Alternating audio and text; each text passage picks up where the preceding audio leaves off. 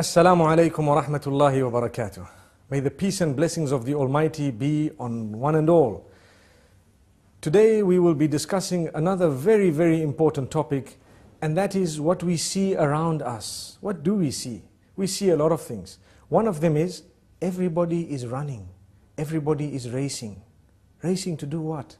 Racing to get more, to have the latest, to have everything the others have and even more and better, and to see who has the best and so on. This is more like a rat race, the race behind materialism. If we are to run behind materialism, materialism has no end. A lot of the times the example that people give is that of the mobile phone. We always want the latest, even if the phone we have does our job and it is good and it has been faithful to us, we still want to change it, we want to update it. Sometimes when we cannot even afford to have a mobile phone and we would have it, we would borrow, we would live on that which is credit, in the sense that we owe people and we don't even have the means to own something and we want it. The same applies to a motor vehicle, where you have a person who has a car, they've barely afforded it, but they want another one. They want to update it, and they keep on updating it, and they look at the other one, and they want that one as well. And then they are never happy with what they have, because they see what others have. We are taught as Muslims, be happy with what you have. Look at what you have, concentrate on it, and thank the Almighty for what He has given you and for where He has placed you. And this is the contentment of the heart that is required by a believer. And we need to know, yes, if you can afford it very comfortably, then go to it. And maybe perhaps you are allowed to have it. But what you do need to understand, and I do need to understand as well, is that I need to tailor-make my life according to my budget. What I have is the budget. What I own is the amount that I have. I need to make sure that I buy that which I can afford. Why should I buy something I cannot afford? It is a burden on the shoulders. It is something that will bog me down. It is always a worry in the mind. Some people have, and we've seen this happening even in advanced countries, some people have lived on credit all their lives. So they have a job, the job pays them a good salary, their car is on hire purchase, the furniture is on hire purchase, the television on hire purchase, the computers on hire purchase, the phones on hire purchase, the furniture, everything on hire purchase. So much so that even their holidays are not yet paid for. And they've just swiped a card and it keeps on adding. They did not calculate that one day we might lose the job. Then how are we going to pay for it? And this has happened. It has happened in the most advanced of countries. And we need to know that it can happen anywhere. And for this reason, Islam teaches us, don't live on credit. Live your life according to your means. If you cannot afford a holiday, don't go on it. Or go on a more basic holiday. If you cannot afford a mobile phone, don't have one. If you cannot afford a vehicle, go with public transport. It might be better for you. And so on. Yes, we should aim right at the skies. No harm in that.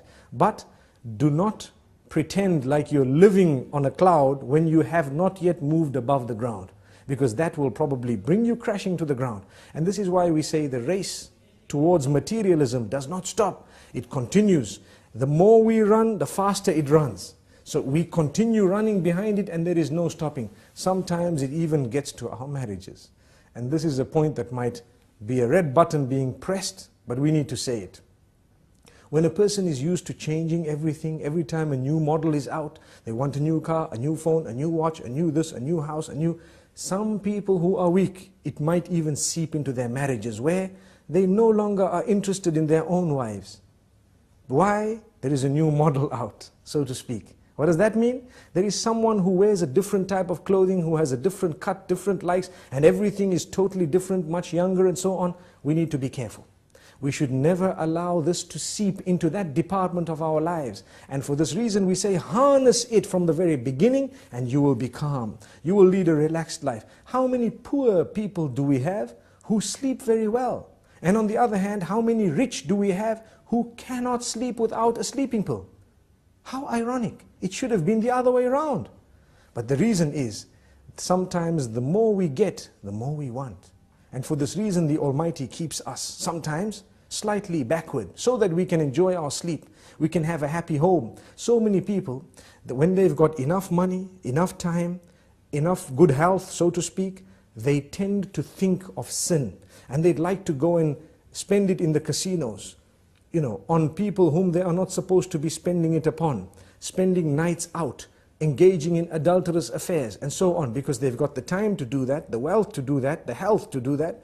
So as a gift of the Almighty, He sometimes keeps us less wealthy so that we don't even go there. He sometimes keeps us less healthy so that we don't have the health to do that. And sometimes He keeps us occupied so we don't have the time to do that. And we lead a happier home, a happier life, a happier family. Our children are always with us on our laps, having the meals with us and so on. Whereas you have sometimes those who have been given a lot, they don't have a meal with their children. Their children are distant.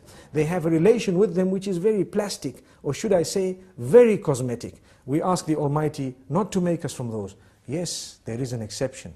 There are those who are wealthy, and they use their wealth in the right direction, and they do not allow that wealth to develop, or should I say, to change in a negative way their character and conduct. Because sometimes what wealth does, it messes a person up. Or, to word it more correctly, as we've always said, wealth does not spoil you, but it gives you the opportunity to show who you always were inside.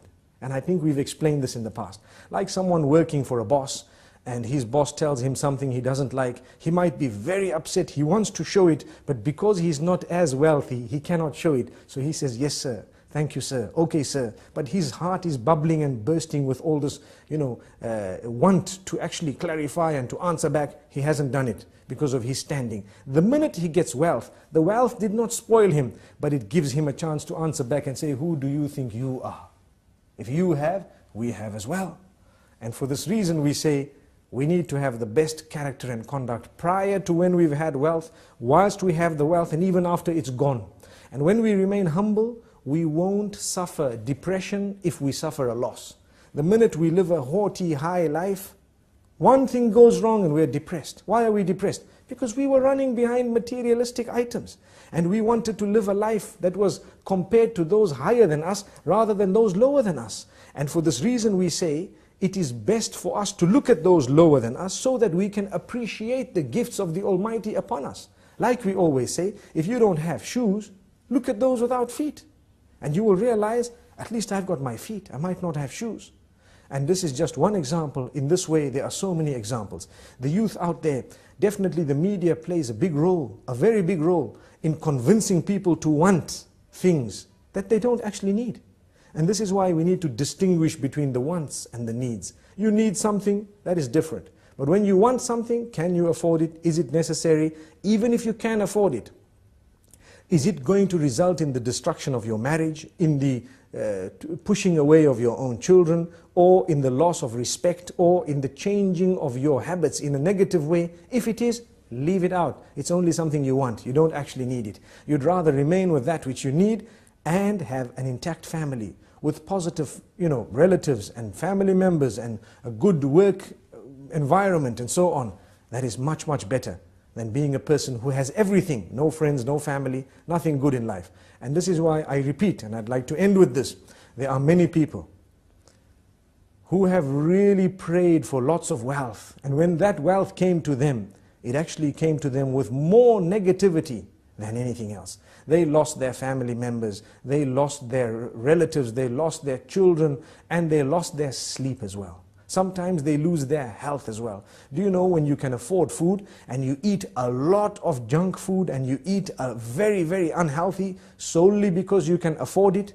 Sometimes the Almighty does you a favor, you simply cannot afford it, and you don't know that the gift, or should I say, the side kick of that was that you would remain much healthier than those who could have afforded everything and did have it.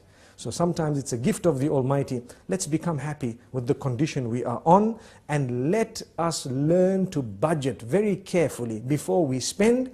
Spend very carefully, don't waste that money, and remember, the needs come before the wants. Until we meet again, Assalamu alaikum wa rahmatullahi wa barakatuh.